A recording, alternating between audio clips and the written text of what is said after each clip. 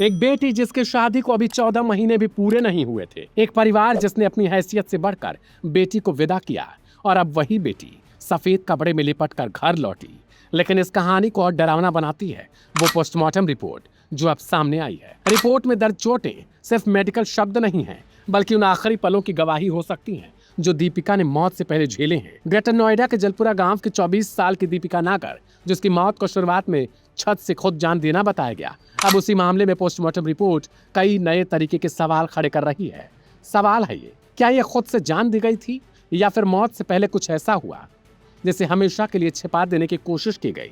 Greater Noida के इकोटैक 3 थाना क्षेत्र के जलपुरा गांव में हुई इस घटना ने अब नया मोड़ ले लिया। दीपिका नागर की पोस्टमार्टम रिपोर्ट सामने आ चुकी है और रिपोर्ट में जो बातें दर्ज हैं उन्हें परिवार के आरोपों को और गंभीर बना दिया। रिपोर्ट के मुताबिक दीपिका के चेहरे की दाहिनी तरफ लगभग 12 सेंटीमीटर गुणे 9 सेंटीमीटर गहरा नीला निशान मिला।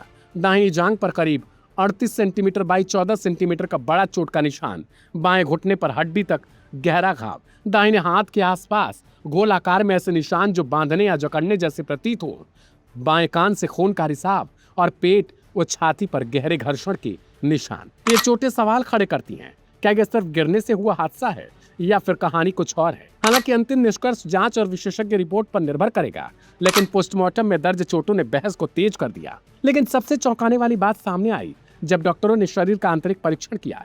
रिपोर्ट के मुताबिक दीपिका के मस्तिष्क में खून का तक्का यानी हेमेटोमा मिला। साथ ही शरीर के अंदर मौजूद तिल्ली यानी स्प्लीन फटने की बात भी सामने आई, जिसने अंदरूनी ब्लीडिंग हुई।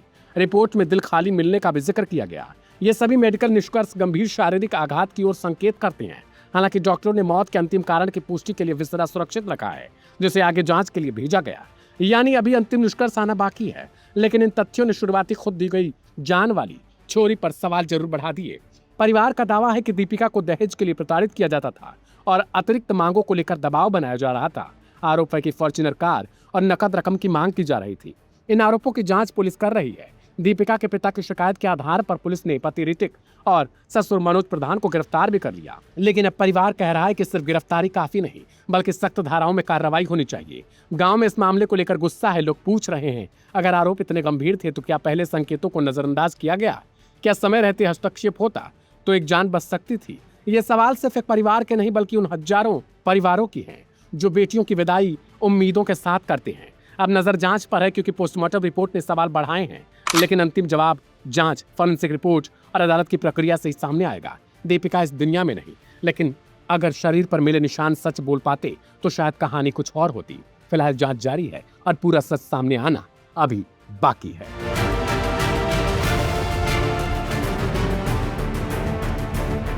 हत्या नहीं है उसकी, तो बहुत निर्दयी तरीके से हत्या हुई है।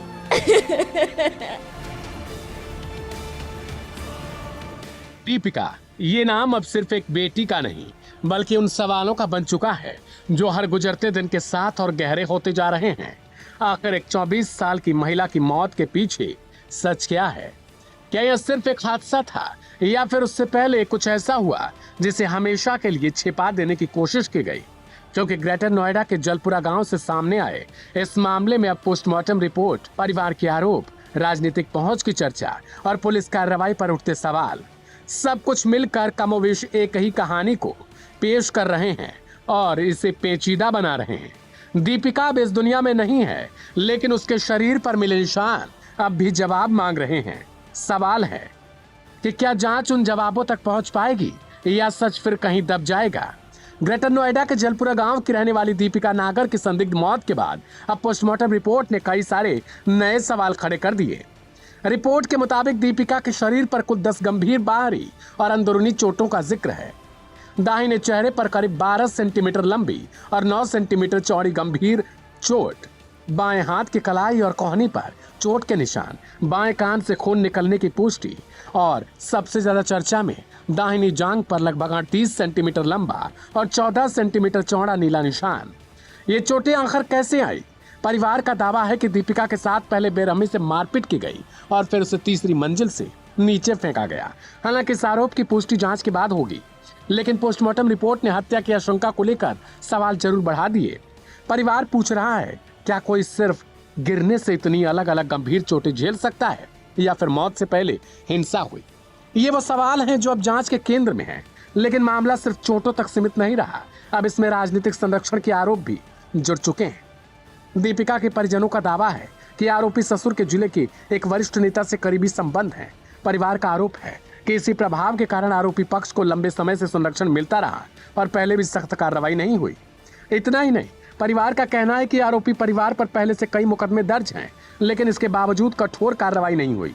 हालांकि इन आरोपों की स्वतंत्र जांच अभी तक नहीं हो पाई, लेकिन गांव में चर्चा तेज है कि क्या प्रभावशाली संपर्कों ने आरोपी परिवार को बचाए रखा है। क्या किसी की राजनीतिक पहुंच जांच की दिशा को प्रभावित कर सकती है? ये सवाल अब सिर्फ परिवार नहीं बल्कि गांव के लोग भी पूछने लगे हैं। उधर पुलिस की कार्रवाई पर भी गंभीर आरोप लगाए जा रहे हैं। परिवार का दावा है कि गिरफ्तारी वाले दिन आरोपी को लॉकअप में रखने की बजाय लेखा जोखा रूम में बैठाया गया और विरोध के बावजूद ही लॉकअप भेजा गया। अगर ये आरोप सही है तो सवाल खड़े होते हैं, ऐसा क्यों किया गया? इसके अलावा परिवार का कहना है कि अब तक आरोपी का मोबाइल फोन जब्त नहीं किया गया, जबकि ऐसे मामलों में मोबाइल डेटा जांच का अहम हिस्सा हो सकता है। कॉल रिकॉर्ड, चैट, लोकेशन, कई बार ये चीजें पूरी कहानी को बदल देती हैं। दूसरी तरफ जिस जगह दीपिका गिरी थी वहां सीसीटीवी कैमरे नहीं होने की बात सामने आई है, यानी घटना के प्रत्यक्ष दृश्य सबूत मौजूद नहीं। मंगलवार को पुलिस ने परिजनों को मौके पर बुलाकर दोबारा जांच की, लेकिन सवाल अब भी बाकी है। गांव में दीपिका के प्रेग्नेंट होने की चर्चा हुई, हालांकि पोस्टमार्टम रिपोर्ट में इसकी कोई पुष्टि नहीं मिली। फिलहाल पुलिस ने पति और ससुर को गिरफ्तार कर लिया, लेकिन परिवार कह रहा है गिरफ्तारी काफी नहीं है, बल्कि सख्त धाराओं में कार्रवाई हो। गांव के कुछ लोग गैंगस्टर एक्ट जैसी कार्रवाई की मांग भी उठा रहे हैं। अब सबसे बड़ा सवाल, क्या दीपिका को न्याय मिलेगा? क्या पोस्टमार्टम रिपोर्ट, जांच और फॉरेंसिक सबूत मिलकर पूरा सच सामने ला पाएंगे, या फिर से यह मामला भी आरोपों और इंतजार के बीच उलझ जाएगा? क्योंकि दीपिका बोल नहीं सकती, लेकिन उसके शरीर पर मिले निशान और परिवार के आरोप अब एक एक करके जवाब मांग रहे हैं। उसकी हत्या नहीं है, उसकी तो बहुत निर्दयी तरीके से हत्या हुई है।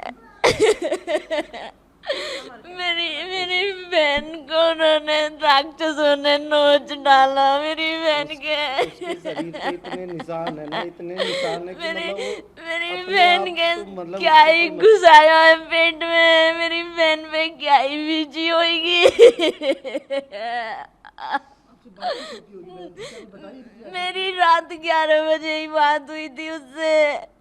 बस यही कह रही थी मैं बहुत परेशान हूँ। मैंने कहा कोई बात नहीं, सब ठीक हो जाएगा। उसके बाद मेरी उससे कोई बात नहीं हुई।